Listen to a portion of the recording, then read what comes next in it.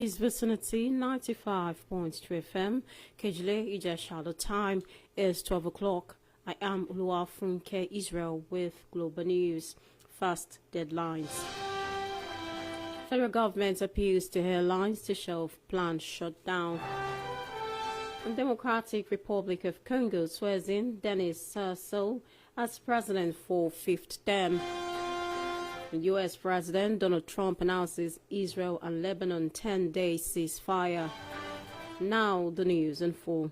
Federal government has appealed to domestic airlines to suspend plans to hold flight operations following sharp rise in the price of jet fuel. Aviation Minister Festus Keyamo also urged the carriers to reconsider any planned increase in airfares.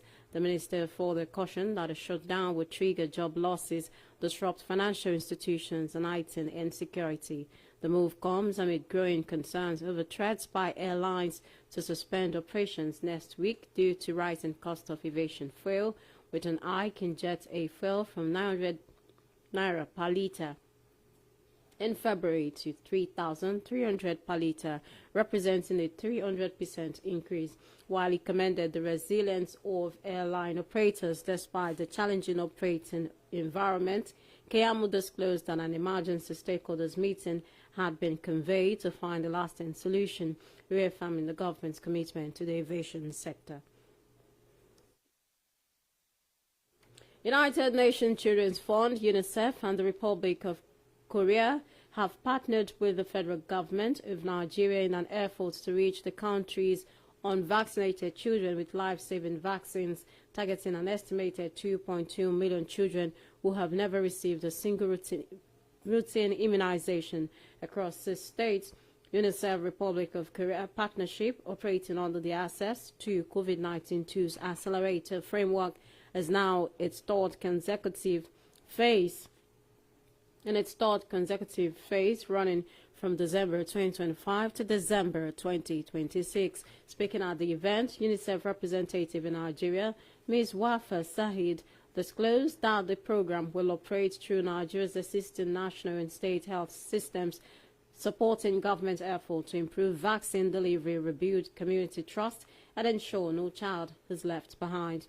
Sahid emphasized that key interventions include community mobilization, systematic tracking of children who miss their vaccinations, and integrated health service delivery designed to find and reach unvaccinated children wherever they are.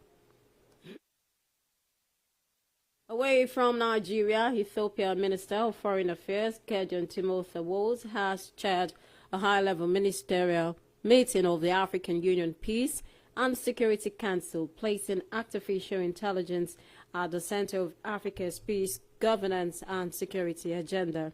The meeting, held virtually under Ethiopia's April 2026 chairship, focused on how artificial intelligence is rapidly transforming decision-making, public administration, and economic planning across the globe.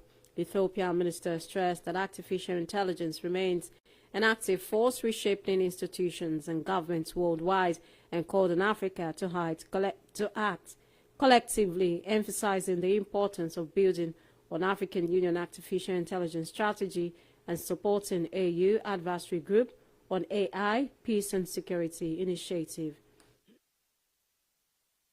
On her part, Ethiopia's permanent representative to the African Union and United Nations Economic Commission for Africa, Ambassador Herod Semene, underscored the need to translate continental strategies into practical action through effective governance and regulatory frameworks that ensure ethical and responsible use of artificial intelligence. The Democratic Republic of Congo has sworn in Denis Sassou as president following his victory in March presidential election. In his inaugural speech, the 82-year-old leader promised development and jobs for young people as he begins his fifth term in office. A promise to revitalize the national economy and prioritize agriculture and industry in the Central African country amid high international debt, which stands at 94.5% of its gross domestic product, according to the World Bank, and skyrocketing unemployment rates for young people, while more than half of the country's 5.7 million population lives in poverty. The African leader won the election in the first round with 94% of the vote. Official numbers put turnout at over 84%. However, observers had predicted record lows given the lack of serious opposition in the contest. Sassou, running for the Congolese Party of Labour, first came to power in 1979 and ruled until 1992 when he organized the country's first multiple-party elections and returned to power as a militia leader following a fourth-month civil war in 1997. You are listening to Vicinity 95.3 FM, transmitting live from Ikejile, Ijesha. Global News will continue shortly. Music. Sports. Entertainment. Politics. All on your darling station, Vicinity 95.3 FM, Ikejile, Ijesha.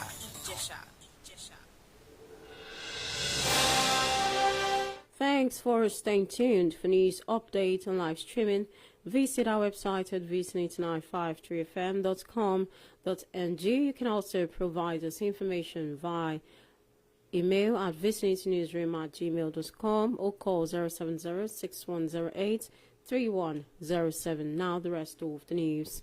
U.S. President Donald Trump announced that Israel and Lebanon have agreed to a 10-day ceasefire starting, though there was no indication if Iran-backed Hezbollah was on board.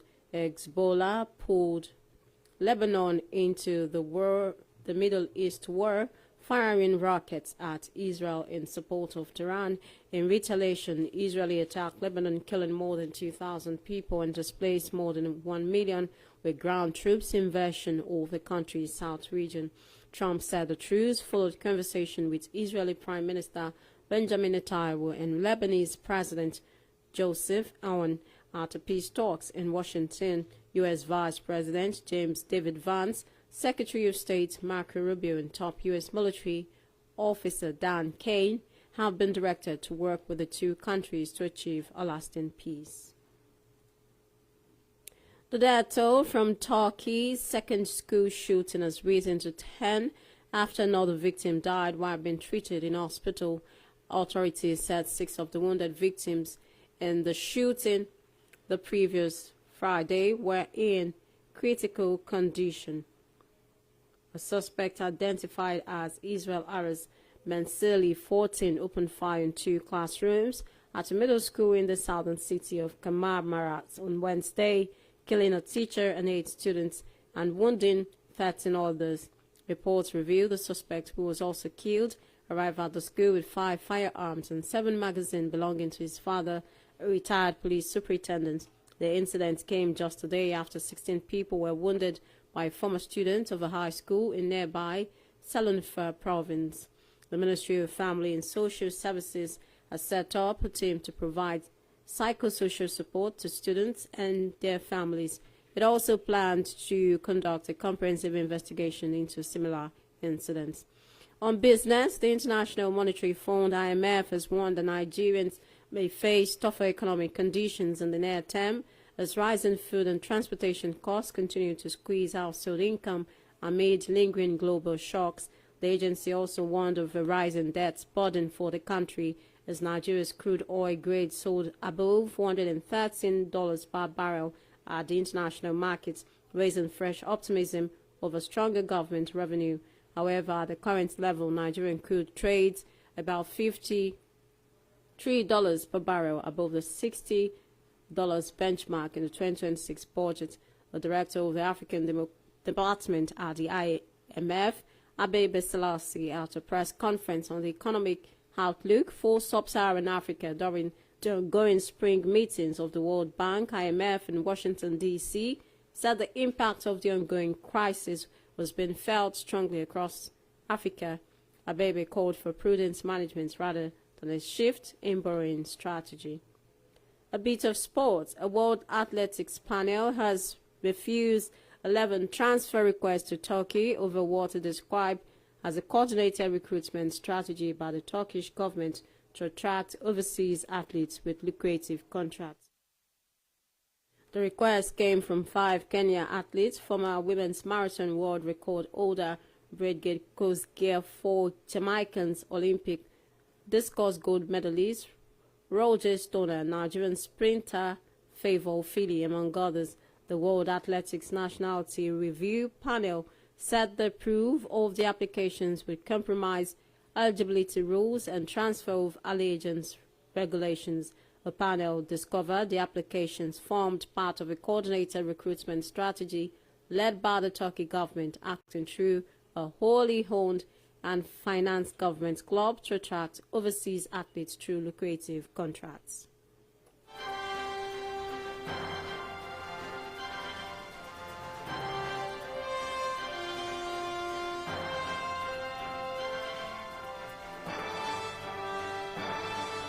Then Global News, another look at the major stories.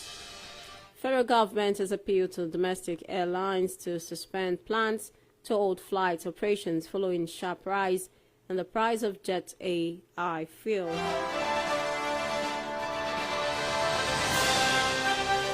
I beg your pardon, jet A1 fuel.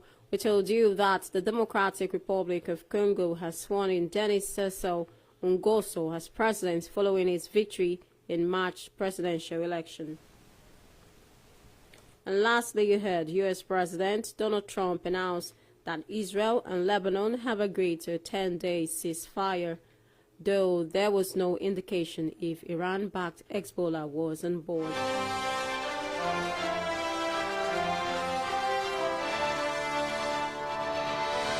And just before we go, the last line: did you know termite queens can live for 20 to 50 years, laying thousands of eggs daily? That was Global News. It was edited by Mojib Olakunle. On behalf of the production team, I am Oluwafunke Israel. Thanks for listening. Please stay tuned for news nationwide at 6 o'clock. Good afternoon.